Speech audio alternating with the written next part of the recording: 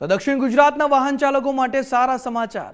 કેન્દ્રીય મંત્રીએ ₹686.15 કરોડના ખર્ચે હાઈવે અપગ્રેડ કરવાની મંજૂરી આપી છે। નેશનલ હાઈવે 48 પર કામરેજ ચલથાણ વચ્ચેનો બોટલનેક હવે દૂર થશે। કામરેજથી ચલથાણ વચ્ચેનો 13.8 કિલોમીટરનો માર્ગ હવે 6 લેન બનશે। વાહનોને ટ્રાફિક જામ અને અકસ્માતોમાંથી મોટી રાહત અહીં મળશે। ઉભેડ, વલથાણ અને વાવ જેવા જોખમી વિસ્તારોમાં અકસ્માતો ઘટી જશે। બોટલનેક દૂર થવાથી સુરતમાં એન્ટ્રી એક્ઝિટ સરળ થશે।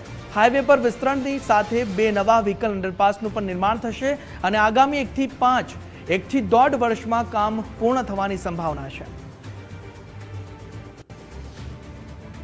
આ 4 લેન બની 6 લેન બનવા જઈ રહ્યો છે। સારું છે આ કામ ને। આ 4 લેન પર બી બહુ ટ્રાફિક થાય છે કે જે અમારે અમુક ટાઈમે બીજા અંદર ગામડાના રસ્તાઓથી અમારે નીકળવું પડે છે।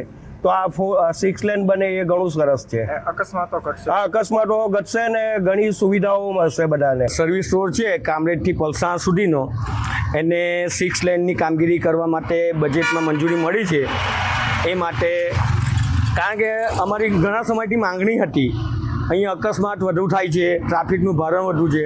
એ માટે જે કંઈક આ ટ્રાન્સપોર્ટ મિનિસ્ટર નીતિનભાઈ ગડકરી સાહેબ, સ્થાનિક સંસદ સભ્ય શ્રી પ્રભુભાઈ વસાવા સાહેબ, સ્થાનિક ધારાસભ્ય શ્રી પ્રભુભાઈ પાનસરિયા સાહેબનો ખૂબ ખૂબ આભાર। જે ઉંભેર ગામ છે, પછી કેનાલ પાસે વલથાણ ગામ છે, આગળ વાવ ગામ છે, એ બધા બ્લેક સ્પોટ ગામ હતા। ચલથાણથી લઈને કરોડરા સુધી જે બ્લેક સ્પોટ પર અનેક વાર એક્સિડન્ટ થતા હતા અને અનેક લોકોએ એમનો જીવ ગુમાવવો પડ્યો હતો। અને આવી કપરી પરિસ્થિતિમાં આજે ખુશીના સમાચાર જે આવ્યા છે કે ચલથાણથી કામરેજ સુધીના માર્ગને 4 લેનની જગ્યાએ 6 લેન કરવામાં આવે છે।